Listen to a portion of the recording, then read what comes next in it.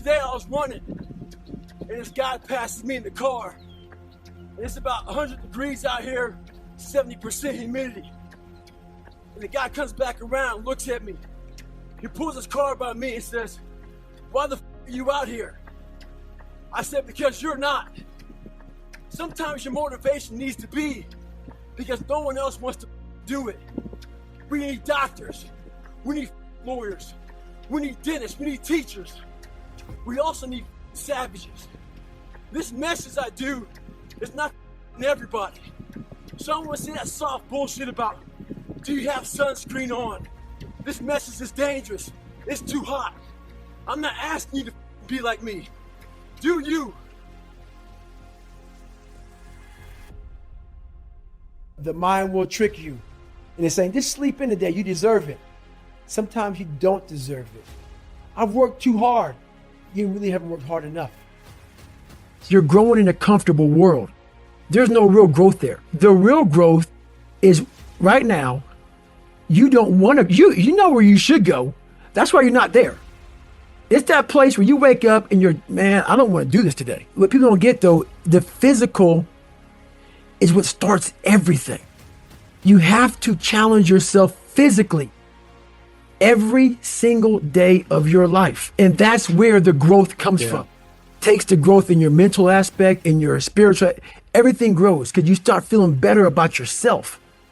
And not many things on the planet make you feel good about yourself, like getting after it, doing something that challenges you mentally and physically every day. We all have this list in our head, this magical list of all the shit that we don't want to even do because it scares it scares the crap out of us, or it makes us feel like we're not good enough. We all have the list. We all have it. So I had a humongous list of insecurities and crap, being called growing up, and my dad beating the hell out of me and having learning disabilities, stuttering. I had all kinds of just demons that just made me just afraid of everything. And I designed this program myself. When I realized I had this voice, we all have this voice in our head, whether you believe in God or whatever the hell you believe in or don't believe in, whether you believe in yourself. There's always this voice in our head telling us different things. And the voice in my head, it kept on calling me like, you're just a pussy, man. You are a big fucking pussy, man. You're scared of all this shit over here. And the one thing that I really realized was for me to become a tough guy, and that's what I wanted to be. I saw myself as a very weak man. And for me to be hard and be tough, I had to start going over to that list, to start facing that, because I knew over there, I was going to find a whole new person. Because if I kept on doing the things that made me feel comfortable, I was going to continue being that same person I always was, the lying, insecure, fearful person living this nice, comfortable life of mine. So I just designed a very uncomfortable world for David Goggins. Started with very small goals.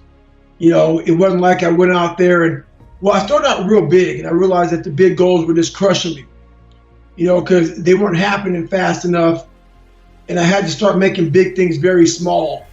And I had to take a lot of pride and a lot of satisfaction from the fact that, I had to lose 106 pounds in like less than 3 months, which was an impossible task for anybody to do.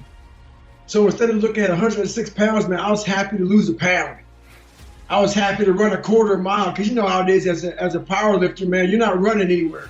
For me, when I was a power lifter, man, I was so crazy about calorie content and losing calories that I hated even walking to the refrigerator. I didn't want to lose any calories, because I knew losing calories meant losing strength. So I was a freak about all that stuff, man. So I had to totally flip my mindset about all that stuff and just find very small goals and start achieving them, being proud of myself through those small goals that I accomplished. I found great power in facing my fears. And by doing that, it gave me such confidence to stand in front of a lot of people, because I now know what a lot of us are going through, so much shit. But I had the guts to face it. I had the guts to tell people how messed up I am, how messed up I was, the struggles I'm going through. Very few people have that in them to do that on a public platform. And that gives you a lot of confidence. When you finally get to the point when you really mean, I don't give a fuck what you think about me, there's a lot of power in the fact that you can stand up in front of people and look at them, and if you mess up or if you whatever, if you start stuttering, you don't care. And to have that kind of mindset, I'm finally there now through facing myself. So yeah, all those things I don't fear too much anymore, man. And if I do, I attack it. We all talk about time. We don't have enough of it. That's bullshit. What you don't do right is you don't prioritize what is important in your life. And for me training and the things that I do on a daily basis, that's how I start to build my armor. My mental armor starts to get built up by doing these things that are uncomfortable for me. So I still hate running. You know, I was a big guy twice in my life because I like to gravitate towards the heavy lifting and also big time eating. I love to eat, I love to lift. So running is very uncomfortable for me. So I do that every single morning. Every time I get up, I will get it in no matter what happens during the day. I will put off meetings, I will put off whatever, I will escape, I will miss a meal, I will do it.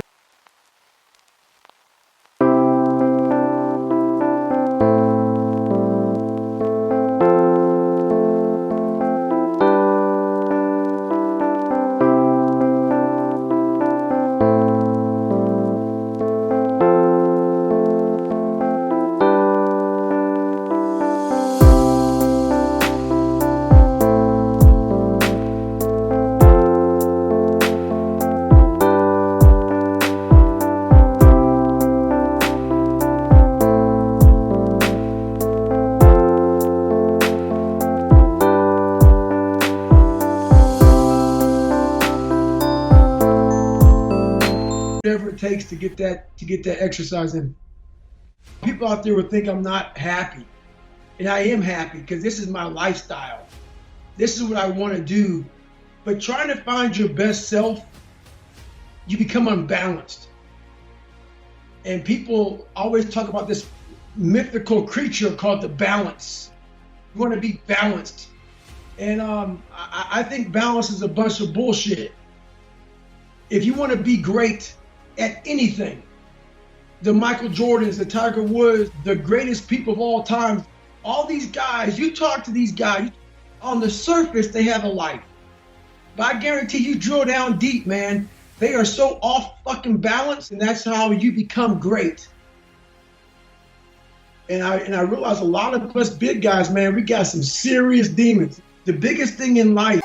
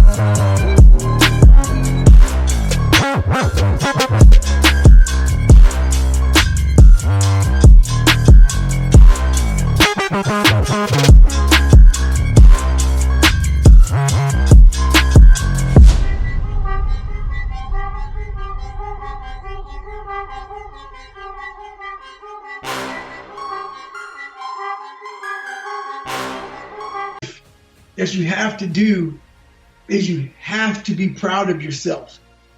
You have to start developing that personal self-esteem. And it has to be something that it's an internal thing. And it has to come from a lot of hard work and dedication. I walk around life with so-called headphones on my head, man. I don't, really wear them, obviously, but I just have these earmuffs on that I silence out the noise. I silence out the judgment. I silence out the self-doubt. I silence out all the naysayers. And, those people get in our head, and then we start getting in our head. And the most important conversation we'll ever have is when we have with ourselves. And like you were saying to yourself, man, I'm dumb, I'm this, I'm that. I was the same fucking way. So if that's what you're constantly repeating to yourself,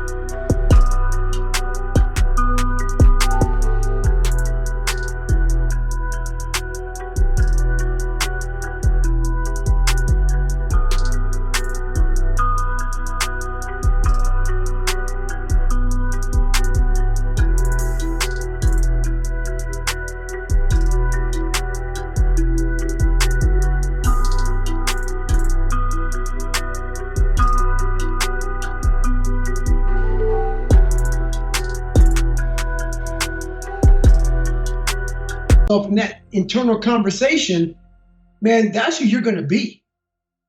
And my biggest thing for these people who are out here is, honestly, man, you have to start callousing over that victim's mentality. You have to start building this mental armor that no matter what anybody says, that you can be in a room full of 1 million people and all million can be like against you and calling you names and whatever. And you be like this, you know what? Roger that. You can go fuck yourself, man. 'Cause I know exactly where I'm going. I know exactly what I'm doing. That's the kind of self-esteem you have to build in yourself, man, in this kind of society today, because it's tough. It's tough out here nowadays.